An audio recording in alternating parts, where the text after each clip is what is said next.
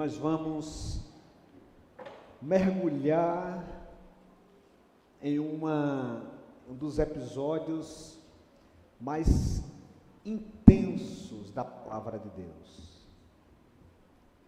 Estou falando de Jesus no Getsemane. Tem coisas aqui que nós iremos meditar que nós não compreendemos, Miriam, por completo. A gente tenta entender pela palavra de Deus, pela revelação do Senhor, por aquilo que Ele também orientou nos seus discípulos, mestres, ao longo desses 20 séculos de cristianismo. Mas nós vamos ver, queridos, a razão da nossa esperança, o que custou, e o chamado que Deus tem nos dado para vivermos uma vida de vigilância.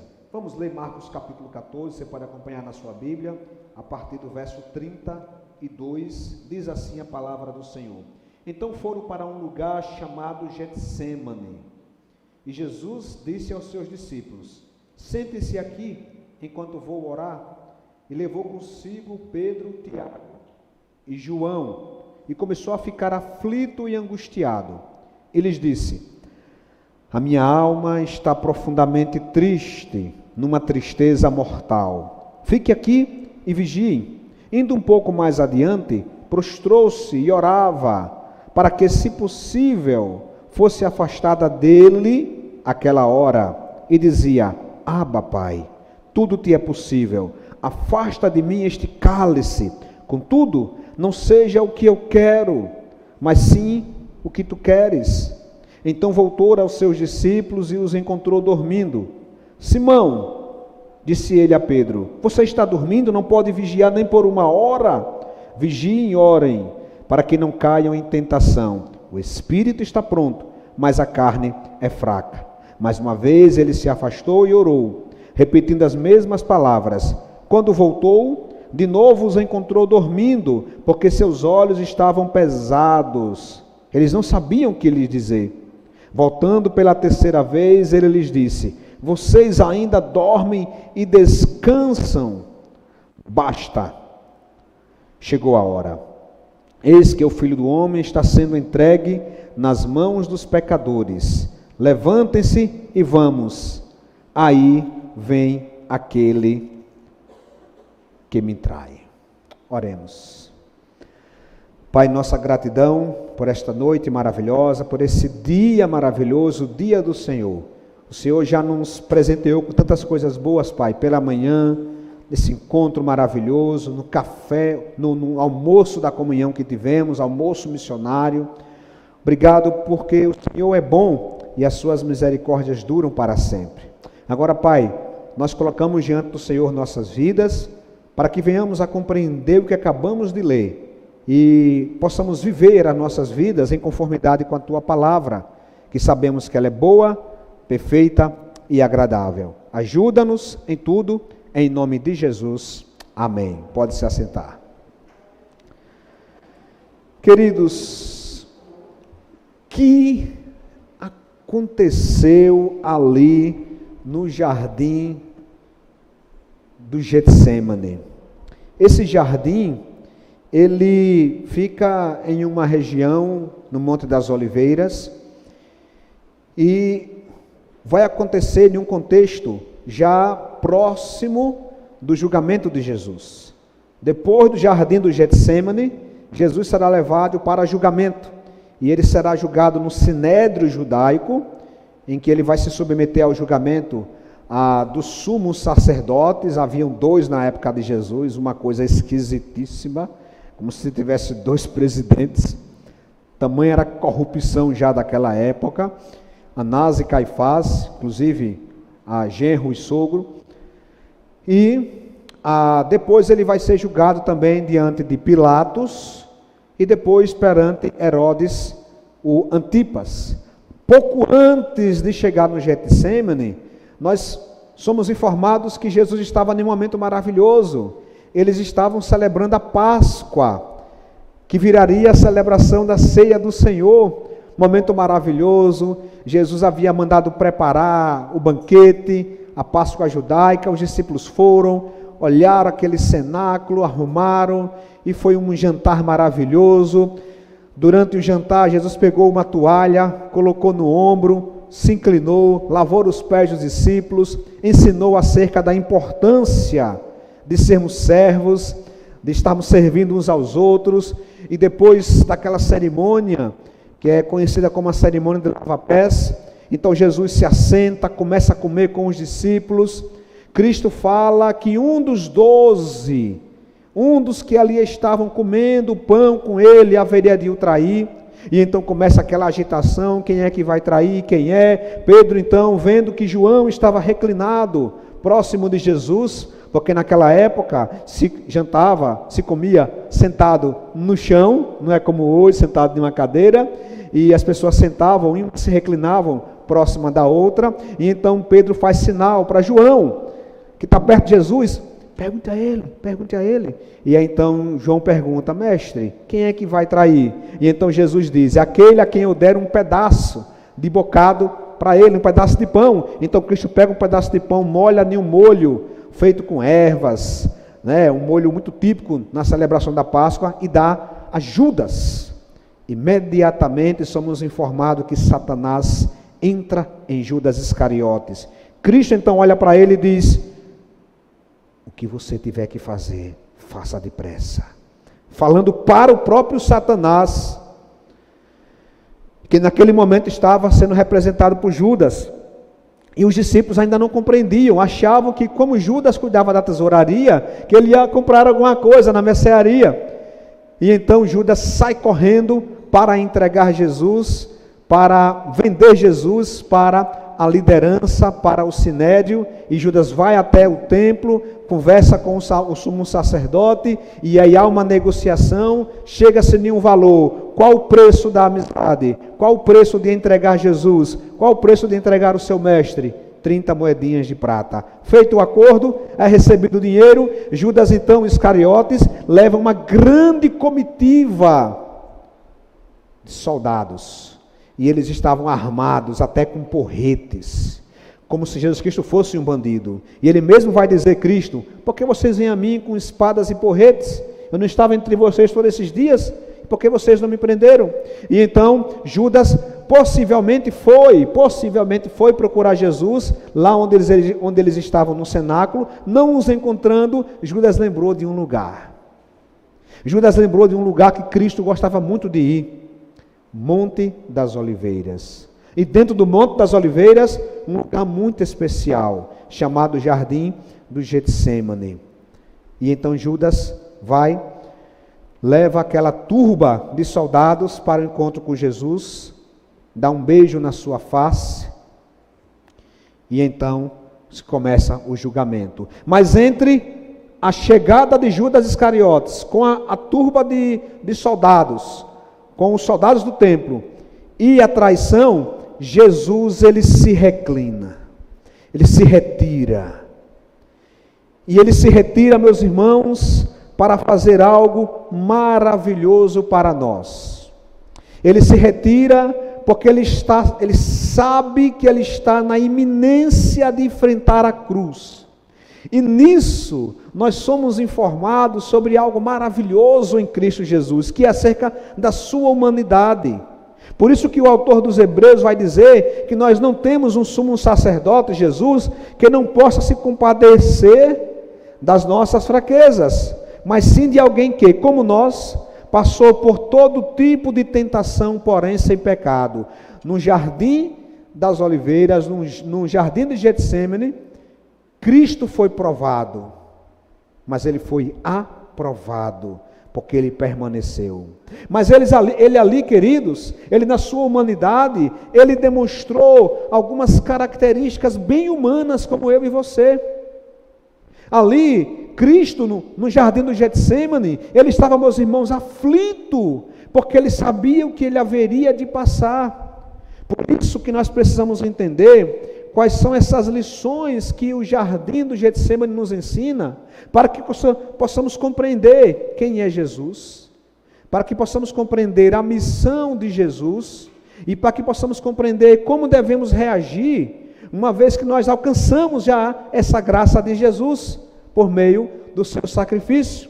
E a primeira coisa, queridos, vamos perceber, é a profunda tristeza de Jesus. Olha o verso 32. Então foram a um lugar chamado Getsêmane, e ele disse aos seus discípulos: sente-se aqui enquanto vou orar. E levou consigo 3 dos mais chegados, Pedro, Tiago e João, e ele começou a ficar o quê? Ficou o quê? Aflito e angustiado. E ele disse: a minha alma está profundamente triste, numa tristeza mortal. O que quer dizer isso, queridos? Prestemos atenção em uma coisa. Jesus sabia da cruz. Isso aqui vai acontecer na madrugada de quinta para sexta-feira. O julgamento de Jesus forjado vai acontecer na madrugada de sexta-feira. Tudo vai ser muito rápido. A ida de Jesus Cristo a Pilatos também é sexta-feira. E ele vai começar a sua via crucis na sexta-feira. E vai ser crucificado meio-dia. E às 3 horas da tarde, já ali agonizando, vai entregar o seu espírito a Deus, combinando com o horário da expiação do Cordeiro Pascal, que deveria ser imolado às 15 horas. Cristo, meus irmãos, por que ele estava angustiado e aflito? Por que Jesus estava com essa tristeza mortal? Sendo ele Deus, sendo ele o servo perfeito, o homem perfeito, por que ele estava com essa angústia? Trocar? Trocar do microfone? Troca. Isso aqui, beleza.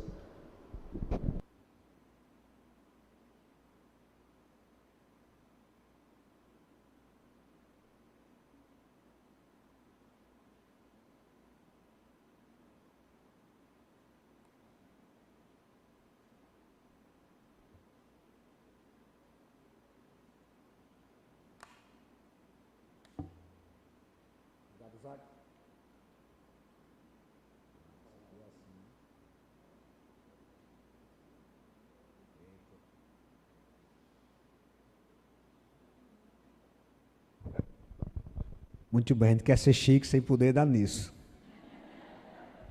Obrigado, Isaac. Estava falando de quê mesmo? Vamos voltar. Que levou Jesus a se angustiar? Você pode pensar o seguinte: o sofrimento na cruz, os açoites que ele sofreria, o distanciamento, o abandono dos seus amigos, seus apóstolos, o escárnio das pessoas que cerca de 5, 6 dias antes, quando ele entrou em Jerusalém no domingo, começou a lançar aquelas plantas de palmeira e dizia: bendito que vem em nome de Jesus, e logo depois dizia: crucificam. Será que foi esse o motivo pelo qual Jesus ficou angustiado? Sabendo que os seus apóstolos iriam se desviar, Pedro iria negar, os seus apóstolos iriam correr. Será que o que angustiou Jesus foi saber dos açoites que haveria, a coroa de espinhos que seria colocada na sua cabeça? Será que foi os açoites que ele teria com aqueles ganchos que eram colocados nos açoites romanos e que quando chegava na pele, quando voltava, arrancava um pedaço? Foi a própria cruz na qual ele seria levantado, a própria cruz onde ele morreria lentamente. Será que foi isso, meus irmãos, minhas irmãs, que deixou Jesus Cristo angustiado, com uma grande tristeza mortal? Certamente essas coisas, elas são horríveis. Certamente essas coisas são terrivelmente ruins. Mas, depois de Jesus, vieram pessoas que foram crucificadas cantando um hino. Na história da igreja, somos informados de irmãos nossos que foram queimados, vivos. E esses irmãos oravam e diziam: olha, Pai, não olhe para o que eles estão fazendo. O próprio Estevão, enquanto estava sendo apedrejado, orou e disse: Pai, eles não sabem o que estão fazendo, não impute a eles esse pecado. Vários e vários outros irmãos morreram por causa da sua fé em Cristo. John Wycliffe morreu por traduzir a Bíblia para o inglês no século XIV. E esses irmãos morreram, foram sacrificados, foram martirizados, cantando hinos, louvando a Deus, dizendo: vocês matam hoje um homem, mas o sangue dos mártires é a semente do Evangelho. Como então o próprio Cristo estaria com uma tristeza mortal, diante do horror da cruz, diante do horror da perseguição? Esses horrores são horrores, mas, meus irmãos, algo estava além disso. Algo estava além disso. Precisamos compreender então, na palavra do Senhor, o que estava acontecendo. Lá em Isaías somos informados o seguinte: mas ele foi transpassado por causa das nossas transgressões, foi esmagado por causa das nossas iniquidades. O castigo que nos trouxe a paz estava sobre ele, e pelas suas feridas fomos sarados e curados. Preste atenção agora, queridos. Deus inspirou a palavra do Senhor para nos dizer que o salário do pecado é a morte. E essa morte é a separação eterna de Deus. Cristo vai ter essa angústia, tanto pela questão física que ele iria passar, mas sobretudo pela separação que ele teria do Deus Pai. Isso, meus irmãos, é algo que a gente não compreende. O tamanho da dor que Cristo precisou levar, porque ele carregou sobre nós as nossas iniquidades. Na cruz, meus irmãos, Cristo não sofreu apenas, poderia-se dizer, apenas a dor física, porque ele estava ao lado de dois ladrões. Aquele ladrão que foi salvo, lembra o ladrão que foi salvo? Que estava ao lado de Jesus? Não sabemos qual é o lado, mas ele estava ao lado de Jesus. Ele foi salvo e morreu numa cruz. Morreu também numa cruz. E disse: Senhor, na cruz morrendo, olha, Senhor, lembra-te de mim quando entrares no teu reino. Então aquela dor física, ela é parte da dor, da tristeza de Jesus. Ela não é o todo. A gente acha que é o todo. Não, que Cristo estava profundamente triste por conta da dor física. Não é, meus irmãos. A dor, a outra parte da tristeza, e sobretudo a maior parte, é a dor de carregar os pecados do mundo inteiro nas suas costas, de expiar o pecado do mundo e de separar-se de Deus, porque o salário do pecado é a morte, é a separação de Deus. Meus queridos, o inferno que nós merecíamos por nossos pecados, Cristo carregou. Sabe o que é você carregar isso? O meu e o seu pecado, Cristo levou na cruz, e isso trouxe uma separação, que é a separação que alguns terão.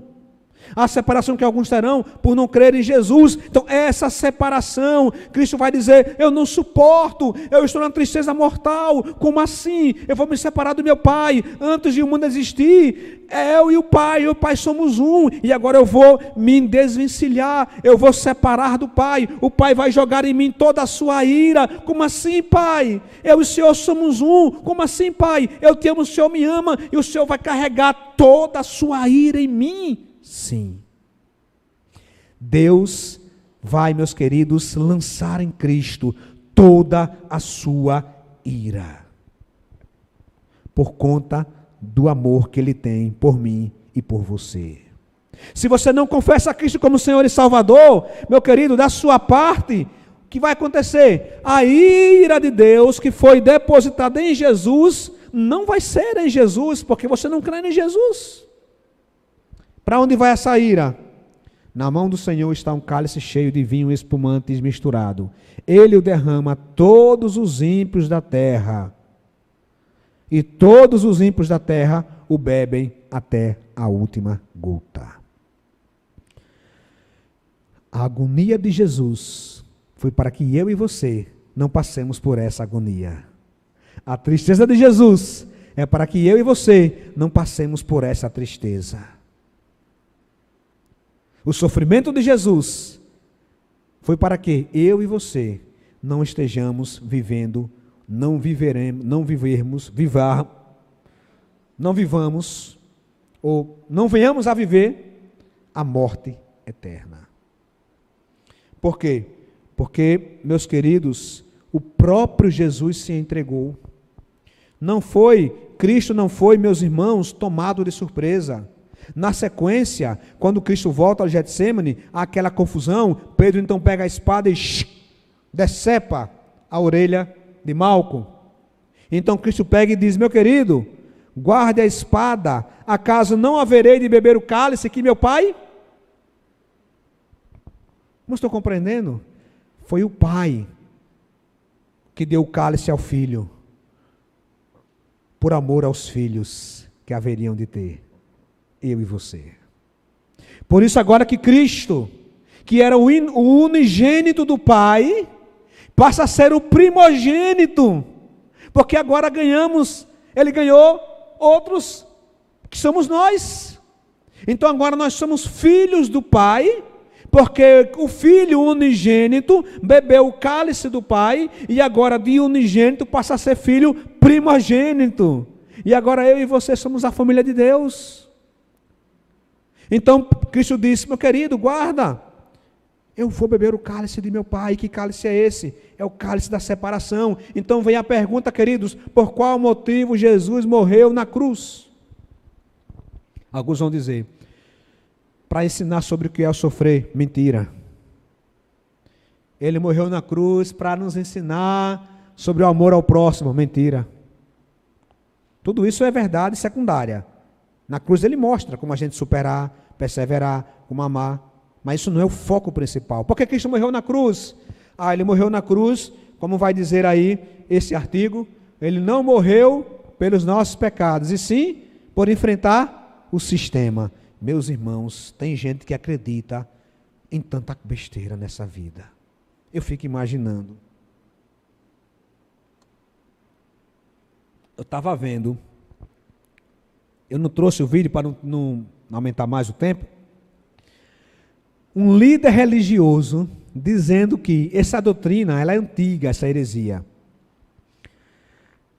É chamada docetismo, de parecer que na cruz não era Cristo, parecia Cristo, mas era uma pessoa, outra pessoa. Esse homem falando hoje, sabe o que ele disse? Ele falou o seguinte: olha, na hora do Getsêmani, depois do Getsêmani, quando Cristo foi para a cruz, Deus Pai retirou seu filho, e aquela carcaça que tinha ali, ele lançou em Judas Iscariotes. Então quem morreu na cruz foi o Judas Iscariotes, que pagou pela sua traição. Eles ensinam isso. É brincadeira? Então quem morreu na cruz foi Judas Iscariotes. Então tem que cantar, né? Judas Iscariotes mudou meu viver. Foi ele que morreu na cruz. E aí o camarada escreve o artigo: Jesus não morreu pelos nossos pecados. Não morreu. Aí Paulo vem: pois o que primeiro lhes transmiti foi o que recebi, que Cristo morreu pelos nossos pecados. Cristo morreu pelos nossos pecados. E o sistema? Cristo não estava nem aí. Essa é que é a verdade. Se ele não quisesse, meus irmãos, ele falou o seguinte: olha, vocês vêm aqui para mim, no Getsêmani, quando ele retorna da oração, em que Judas vem, dá um beijo, e aí vem a turba de gente. Cristo fala: rapaz, eu estava com vocês nunca me prenderam, vieram com paus e porretes, o que é isso que vocês estão querendo fazer? Você acha que se eu quisesse, eu não clamaria, e o meu Pai mandaria legiões de anjos para me salvar? Cristo nem teria a tarefa de guerrear. Dizer, pai, manda aí, vá. Mas ele se entregou, porque era propósito do pai enviar o filho. Eu já expliquei isso aqui aos irmãos sobre a economia divina. Não é a ver com finanças, não, é a ver com a gestão da salvação. O pai envia o filho morre em favor de nós, seus filhos, para que tenhamos salvação. E o Espírito Santo é quem nos leva a crer no Filho. Na economia divina. Tudo bem articulado. Então, Paulo vai dizer, o que primeiro lhes transmiti foi isso, que Cristo morreu pelos nossos pecados, segundo as Escrituras, foi sepultado e ressuscitou ao terceiro dia, segundo as Escrituras. Por isso que toda vez que nós celebramos a ceia do Senhor, meus irmãos, nós estamos celebrando o quê? Nós estamos celebrando aquilo que foi a maior de todos os acontecimentos, a morte de Cristo na cruz, a sua ressurreição e a nossa salvação. Por isso que a ceia é tão importante, a gente lembra do banquete espiritual que está em Cristo Jesus. A ceia, meus irmãos, é um alimento maravilhoso. Eu não sei porque alguns irmãos, eles negligenciam a ceia do Senhor. Essa noite, de sábado para domingo, eu tive um pesadelo. A gente estava aqui na Pibaf, era um outro lugar. A igreja estava lotada. Tinha um triplo de gente que tem aqui hoje. Lotada. E era ceia. E aí aquela coisa, todo mundo ali, aquela coisa. E aí, chega a irmã Isabel, com as irmãs, e aí vai trazer o coffee break, no meio do culto, antes da ceia. E aí começa a entregar, e eu olho aquilo, o povo comendo, nham, nham, nham, nham, nham. Aí a irmã Isabel, não é para botar o coffee break agora não, antes da ceia. A irmã Isabel, mas foi ideia de Ana Luzia não está aqui não. Aí eu disse, como é que pode, meu irmão? E o povo começou a sair, começou a conversar, o povo carregar celular nas tomadas, e uma confusão, o povo comendo, e aí aquela coisa, digo, meus irmãos, eu acordei. O pesadelo de pastor é assim. Aí eu acordei, eu disse, gente, que é isso? A ceia do Senhor não pode ser assim não. Eu acordei com esse pesadelo, eu contei a Carlinha. Carlinha teve um pesadelo. A ceia do Senhor, meus irmãos, é esse momento maravilhoso em que nós nos lembramos do que Cristo fez por nós. Desse banquete espiritual que Deus nos dá. Graças a Deus, isso foi um pesadelo. As irmãs não fazem isso aqui. O coffee break é depois, né? Acho que eu lembrei porque talvez faltasse, né, irmão, um elemento da ceia. Acho que eu fui dormir pensando e teve pesadelo. Mas, queridos, continuando, nós vamos ver que no primeiro momento do Getsêmani, somos informados acerca do sofrimento de Jesus, sofrimento humano, porque Jesus Cristo é 100% Deus, 100% homem, e ali ele está angustiado, ele está com plena tristeza, por quê? Porque ele levaria sobre si o pecado do mundo. Sobre si ele levaria a iniquidade de todos nós, pagaria o que nós pagaríamos, se não somos cristãos. Mas se você, meu querido, que está aqui esta noite, ainda não confessou a Cristo como Senhor e Salvador, esse sofrimento de Jesus não vai ser imputado, creditado para a sua vida. Você vai beber o cálice da ira de Deus, preparado sem mistura. Você quer isso na sua vida? Por isso que ele veio, por isso que ele amou o mundo, por isso que ele veio ao mundo, para que eu e você tenhamos a vida eterna, tenhamos paz, tenhamos alegria.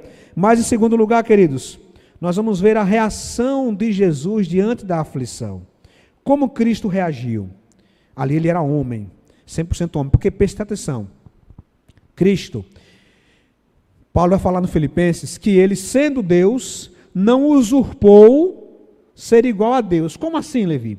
É que Jesus Cristo sendo Deus, ele não interveio na sua vida mortal, para não passar as dificuldades de qualquer pessoa mortal. Exemplo, ele passava fome. Então porque por ser Deus, ele não fazia assim. Na tentação no deserto, anjos levaram o alimento. Quando ele passava fome, ele passava fome. Quando ele caminhava e cansava, ele cansava. Ele não dava uma renovada divinal, né? Vou dar aqui um. Não era super-herói, Cristo não era um X-Men. ele se fez carne de uma maneira tão profunda, tão profunda, tão profunda, que os seus conterrâneos e os seus irmãos de início duvidavam que ele era o Messias. Existe um evangelho apócrifo é porque ele não é reconhecido, chamado Evangelho de Tomé, que diz que Cristo era uma pessoa assim, excêntrica, e aí conta uma história que ele matou um passarinho na brincadeira, e aí ele foi lá e ressuscitou o passarinho. Para que viagem. Quem tivesse ao lado de Jesus, ia dizer o quê? Eita, você ressuscitou um pardal. Você é o quê? Você é uma pessoa diferente, você é um meta-humano. Logo saberia, mas não foi isso que aconteceu. Cristo viveu a sua vida intensamente humana, intensamente humana, a ponto dele chorar no túmulo de Lázaro, mesmo sabendo que iria ressuscitar minutos depois. Mas ele chora no túmulo de Lázaro, comovido por aquele momento. Então, como Jesus, meus irmãos, reagiu a tudo isso? Primeiro, Jesus vai orar. Indo um pouco mais adiante, prostrou-se e orava, para que, se possível, fosse afastado daquela hora. O que é se prostrar? Marcos não vai dizer, mas essa passagem, meus irmãos, de Marcos 14, também está em Mateus 26, está em Lucas 22 e está em João 18. Então nós temos os 4 evangelhos que nos dão informações importantes, né, sobre essa passagem. Então, em Lucas 22, somos informados o seguinte, que ele se afastou deles a uma pequena distância, ajoelhou-se e começou a orar. Pai, se queres, afasta de mim este cálice, contudo, não seja feita a minha vontade, mas a tua. Primeiro, ajoelhou-se.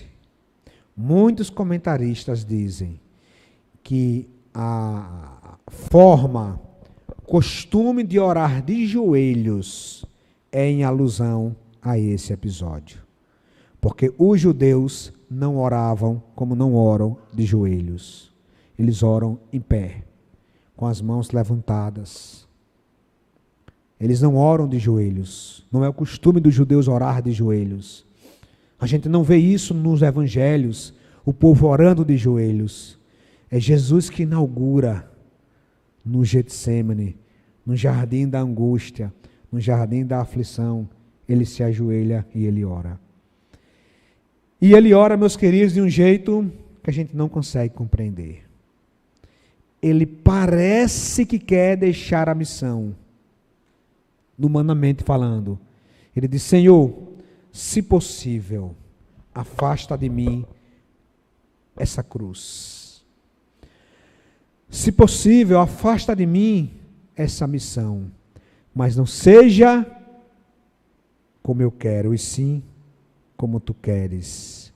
Parece que ele não quer, mas ele, ao se submeter ao Pai, ele quer. Por isso que, como ele vai reagir? Ele vai se submeter.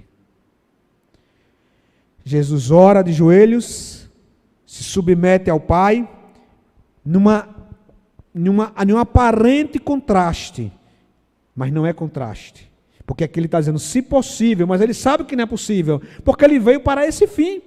Em Marcos 1:1, somos informados, o princípio do Evangelho de Jesus Cristo, que começou a dizer, a pregar o Evangelho, dizendo, arrependam-se, crede no Evangelho. Ele veio para esse fim, mas em um momento humano, de intensidade, de mistério, que nós não conseguimos resolver, ninguém consegue resolver. Cristo fala, olha, se possível, passe de mim este cálice, mas a minha vontade, Pai, não é a minha vontade é fazer a vontade daquele que me enviou. É isso que Cristo vai dizer. Quantas vezes nós passamos por dificuldades e a gente não imita os passos de Jesus? Na dificuldade, meu irmão, minha irmã, o que temos que fazer? Orar. Em segundo lugar, nos submetermos à vontade do Pai. Dizer, Senhor, olha, eu sei o que precisa ser feito. Eu até quero fazer diferente. Porque, meus irmãos, o sentimento, o querer, sempre será, vez por outra, contrário à vontade do Pai. Diz, olha, Senhor, eu não quero perdoar alguém, mas eu me submeto à tua vontade. E a tua vontade é que eu devo perdoar aqueles que me têm ofendido. Ainda que eu não queira, eu farei, porque eu sou submisso ao Senhor. E isso mostra, meus irmãos, que nós estamos colocando a nossa vontade debaixo da vontade de Deus. E a vontade de Deus é melhor do que a nossa, porque ela é boa, perfeita e agradável. Mas ainda, meus irmãos, Cristo busca companhia dos seus amigos. Ele disse, a minha alma está profundamente triste, numa tristeza mortal. Fique comigo aqui e vigie. Meus irmãos, Cristo não vai para o Getsêmani sozinho. Ele se afasta para orar sozinho, mas ele chama 3 de seus apóstolos mais chegados para estar com ele vigiando. O que é vigiando? Não é vigiando para olhar quando viesse Judas Iscariotes, não, meu irmão. Ali vigiando é para estar com ele orando, junto em sintonia com ele. É Cristo saber que eles estão com ele ali. Qualquer coisa ele buscaria. Meus irmãos, se nem Jesus foi para o Getsêmani sozinho, por que que nós temos o costume de tentar resolver nossos problemas sozinhos? Paulo, ele vai dizer, em 2 Coríntios 7, ele vai dizer, quando chegamos à Macedônia, não tivemos nenhum descanso, mas fomos o quê? Atribulados de toda forma. Como assim? Conflitos externos e temores internos. Olha só o que Paulo estava passando. Conflitos externos e temores internos. Deus, porém, que consola os abatidos, consolou-nos com a chegada de Tito. E não apenas com a vinda dele, mas também com a consolação que vocês lhe ministraram. Ele nos falou da saudade, da tristeza e da preocupação de vocês por mim, de modo que a minha alegria se tornou ainda maior. Cristo não enfrentou o Getsêmani sozinho, estava com Pedro, Tiago e João. Paulo, na angústia, contou com Tito e com a igreja, orando, em comunhão com ele. E você, meu irmão? Quantas vezes a gente quer passar pelos nossos Getsêmanes da vida, em proporção, obviamente, diferente, nossos jardins de aflição, e você sofre sozinho, ninguém está sabendo o que você está passando. Às vezes até o pastor fica sabendo quando o casal já está próximo da separação. Às vezes angústias, problemas familiares, problemas na família, aí está lá você, não, eu aguento sozinho, eu estou com Deus, amém? Amém, mas o próprio Jesus estava com o Pai e estava com os apóstolos. O próprio Paulo tinha uma intimidade profunda com o Pai e com o Filho, e ainda assim foi consolado pela chegada de Tito, porque você é mais forte que Paulo e Jesus. Você não é mais forte do que Jesus, e possivelmente até do que Paulo, pelo testemunho de Paulo. Então, meu irmão, minha irmã, na dificuldade, não se isole. No Getsêmani, Cristo nos ensina sobre a importância de sermos família de Deus, de buscarmos viver em família de Deus, de compartilharmos uns aos outros nas nossas dificuldades, dos nossos obstáculos, dos nossos problemas. Quem se isola, diz Provérbio, busca o egoísmo, porque na prática ela acha que sozinho ela resolve. Não, sozinho eu dou conta, sozinho eu resolvo o problema, sozinho você não resolve o seu problema sozinho. Em seguida, nós vamos ver que o próprio Cristo vai contar com um apoio celestial. Em Lucas, somos informados de que, depois de orar, no verso 43 vai dizer, apareceu-lhe então o anjo do céu que o fortalecia. Nós vamos orar. Como receberemos agora o apoio, o consolo celestial? Pela palavra. Então a gente ora, a gente busca o consolo celestial, palavra, a gente busca o consolo dos irmãos. E a gente se prepara para o que, meus irmãos, vai vir em sequência. É interessante que no Getsêmani, nós somos informados da maior angústia que Cristo sofreu. Não existe maior angústia do que essa. Somos informados que Cristo vai estar com essa tristeza mortal por conta dele carregar o pecado do mundo. Somos informados, olha só, como ele reagiu a essa angústia, com oração, com submissão, com os amigos, irmãos em Cristo, e com o apoio do Pai, com o apoio celestial. E agora Cristo fecha a mensagem do jardim para nós, diz, olha, meus queridos, assim como eu passei por isso, vocês precisam passar também por esse processo de estar orando, submetendo, de buscando estar juntos uns com os outros, de buscar apoio celestial. Por quê? Porque precisamos estar vigilantes. Cristo vai terminar, meus irmãos, essa passagem do Getsemane, nos trazendo, fazendo um chamado à vigilância. Olha o verso 37, como é que ele vai dizer? Então, voltou aos seus discípulos e os encontrou dormindo. Simão, disse ele a Pedro, você está dormindo, não pôde vigiar nem por 1 hora. Vigiem e orem, para que não caia em tentação. O espírito está pronto, mas a carne é fraca. Isso vai acontecer 3 vezes. Meus irmãos, Jesus, sabedor de todas as coisas, ele mesmo, como nós vimos, passou por todas as aflições, tentações, mas permaneceu fiel. Ele vai dizer, meus filhinhos, vocês precisam vigiar. Vocês estão com a porteira tão aberta da vida espiritual de vocês. Vocês vivem de peito aberto. Vocês vivem a vida muitas vezes achando que, sabe, está tudo tranquilo. Vigiem. É preciso que a gente tenha, meus irmãos, essa torre de vigia, ela mostra muito bem o que era isso naquela época. A vigilância, meus irmãos, é porque Cristo vai dizer, o espírito está pronto. O que isso significa? Nós nascemos de novo, então nosso espírito, ele se inclina para fazer o bem, mas ainda estamos com a natureza pecaminosa. Então, ao passo que o espírito se inclina para fazer o bem, a nossa carne se inclina para fazer o mal. E essas duas coisas estão em comum, estão em plena batalha. E essa batalha, meus irmãos, ela vai se dar sobretudo no campo da visão. Porque qual era a função do vigia, do atalaia? Era olhar. Se houvesse um inimigo, era ficar observando onde que estão as áreas, onde que está vindo o inimigo. Por isso que vigiar, meus irmãos, estamos falando de vigilância espiritual. E vigilância espiritual é estarmos sendo vigilantes quanto ao que nós estamos vendo. Olha o que vai dizer Mateus 6:22. Vamos ler juntos? Os olhos...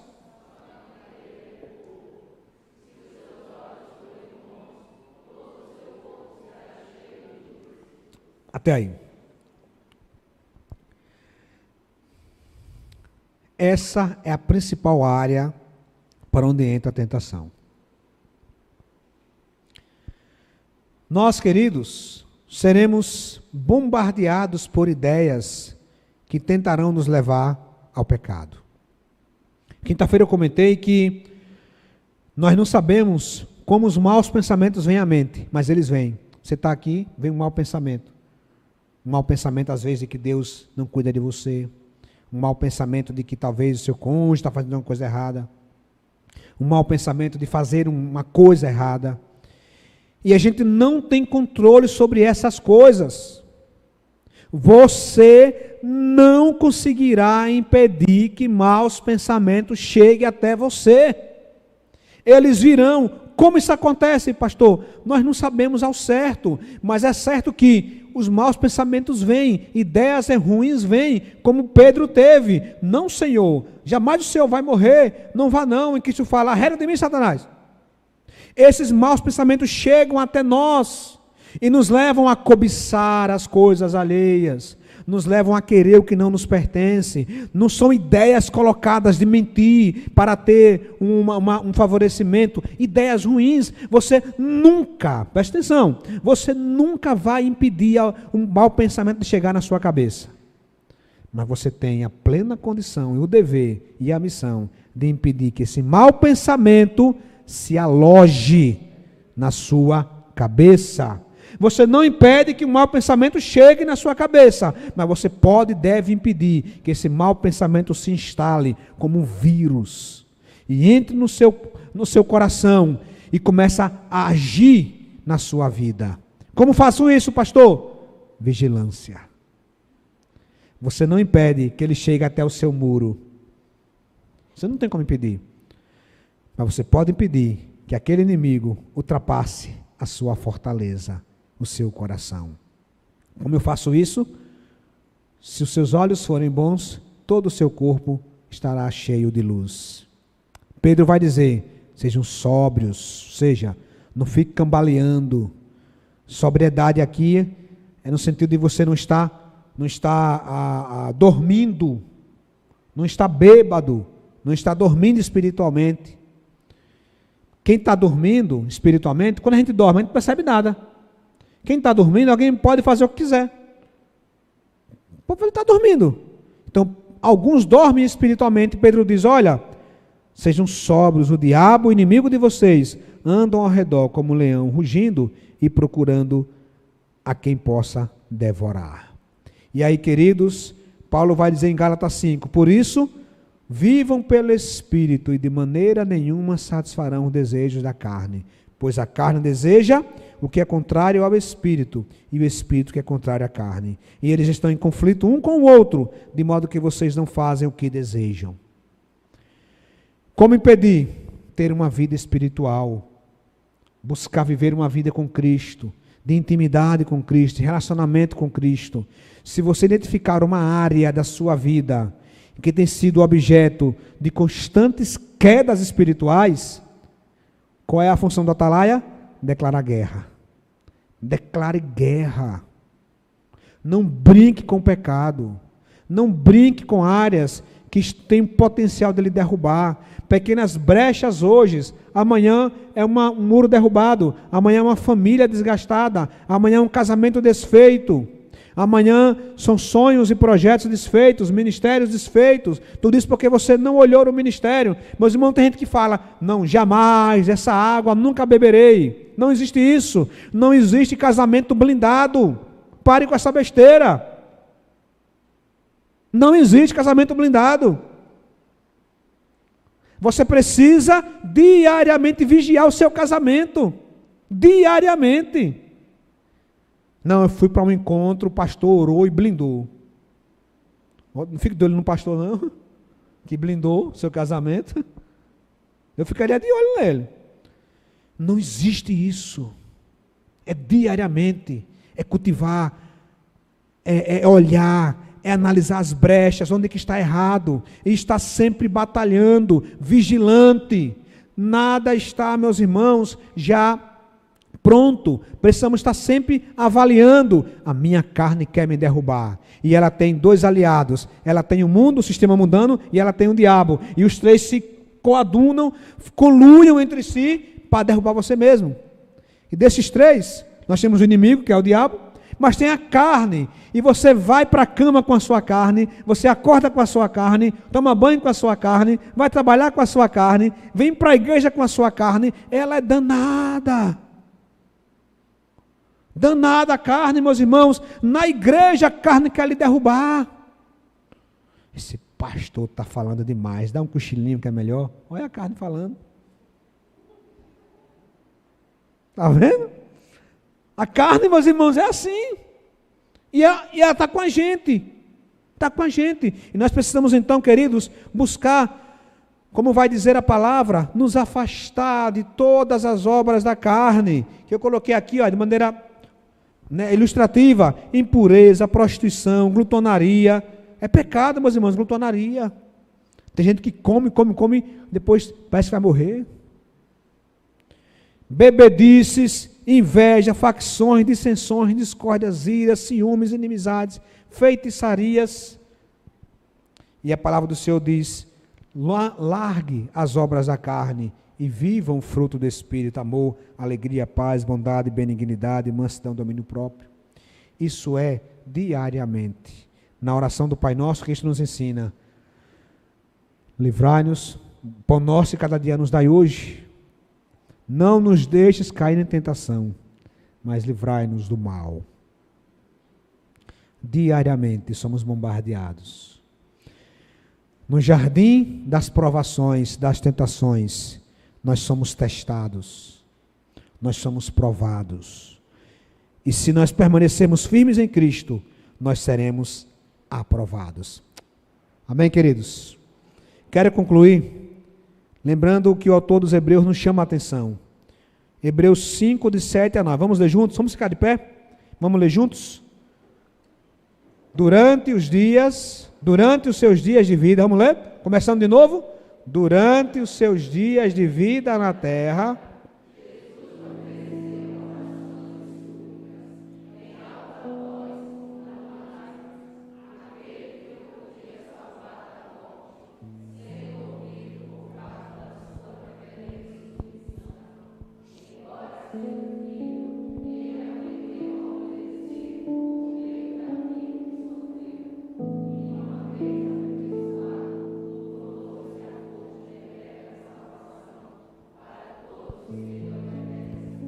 glória a Deus. Então, como Cristo venceu o Getsêmani? Com oração, com submissão e com obediência. Como que você vai vencer as suas provações e as suas tentações? Com oração, com submissão e com obediência. Hoje, amanhã, depois de amanhã e assim por diante. E isso, meus irmãos, para nós não deve ser algo pesado, porque o maior sofrimento Cristo já passou. Depois do Getsêmani, ele vai para a cruz, e na cruz ele fala: está consumado. E ao terceiro dia ele ressuscitou. E agora ele está à destra do Pai, e intercede por nós.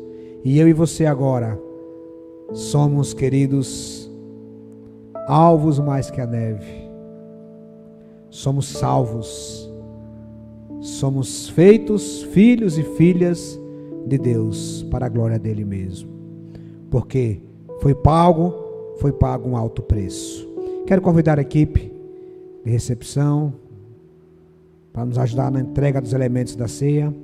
Você que está aqui essa noite, você que já compreende e compreendeu o ministério de Jesus, já foi batizado, você é nosso convidado a participar da mesa do Cordeiro, mesa que celebra o sacrifício de Jesus. E você que está aqui presente, enquanto entregamos os elementos da ceia, se você quer entregar a sua vida ao Senhor, quer confessar ao Senhor, quer confessar a Cristo como o Senhor e Salvador de sua vida, quando terminar o primeiro elemento, você terá a oportunidade de fazer isso, de entregar a sua vida a Jesus. Vamos louvar ao Senhor.